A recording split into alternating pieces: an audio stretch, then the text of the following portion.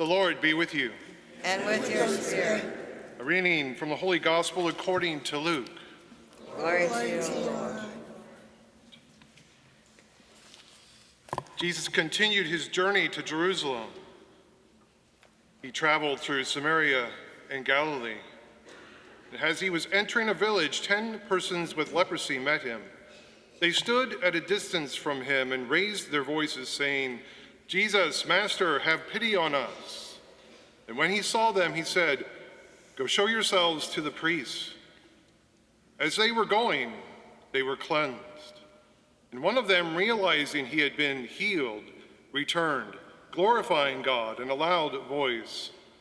And he fell at the feet of Jesus and thanked him. He was a Samaritan. Jesus said in reply, 10 were cleansed, were they not? Where are the other 9? Has none but this foreigner returned to give thanks to God?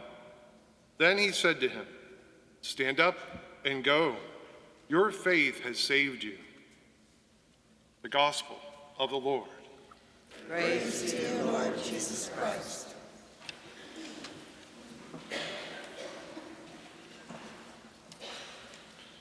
It all happened a few years ago on a Friday. Melissa Villalobos was bleeding profusely, expecting her 5th child. She knew it was a baby girl, and she went to the emergency room. And she was told that they had a very serious problem and given a very grim prognosis. The doctor would not even make eye contact, hardly, with her. She had a type of hematoma where basically a blood clot had formed between the placenta and the uterine wall. And they told Melissa that there's nothing they could do other than bed rest and much decreased activity.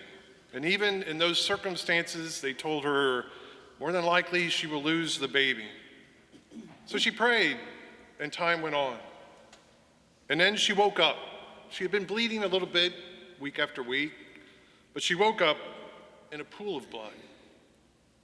And she cleaned up as much as she could, and she took her 4 other children and got them breakfast at the table, and she decided to go into a separate room just to try to take care of things. And as she was in the bathroom on the 2nd floor that she went up, she collapsed, and she thought, "I've got to call 911. And then she realized her cell phone was not with her.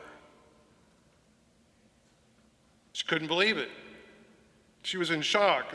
This very weak mother, so strong in her Catholic faith, had followed the life of a cardinal who was born in 1801, John Henry Newman.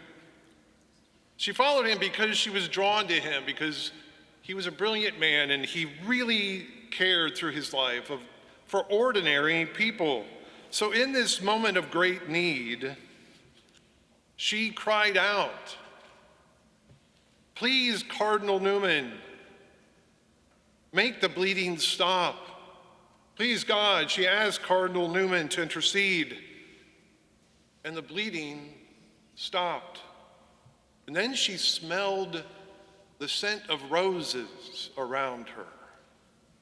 And she stood up and she ran downstairs where her children were, because that was the first thing she thought of was, how are my children?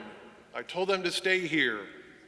And they're all 4 sitting there eating breakfast, completely oblivious that anything has occurred. She was totally healed. No more hemorrhaging. And then she sat down and she thanked God, and she thanked Cardinal Newman for this gift of healing. Gemma was born 8.5 pounds 9 months later, or after 9 months.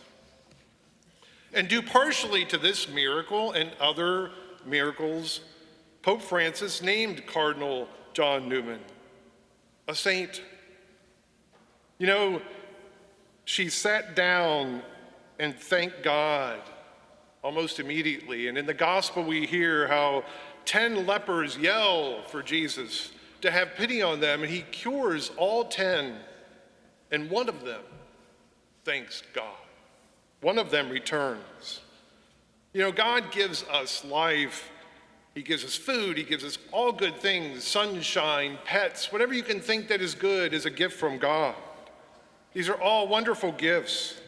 And as people of faith, before me, I know you are all thankful for all the good things in life.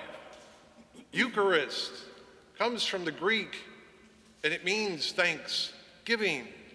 I'm sure you're all aware of that. A term that originated in the 1st or 2nd century. Today is truly a day of thanksgiving. We give thanks to God for all that is good. We give thanks to God for one another. I give thanks to God for all of you. We give thanks to God for those that we hold in our hearts who are not here with us, but we still hold them in our hearts.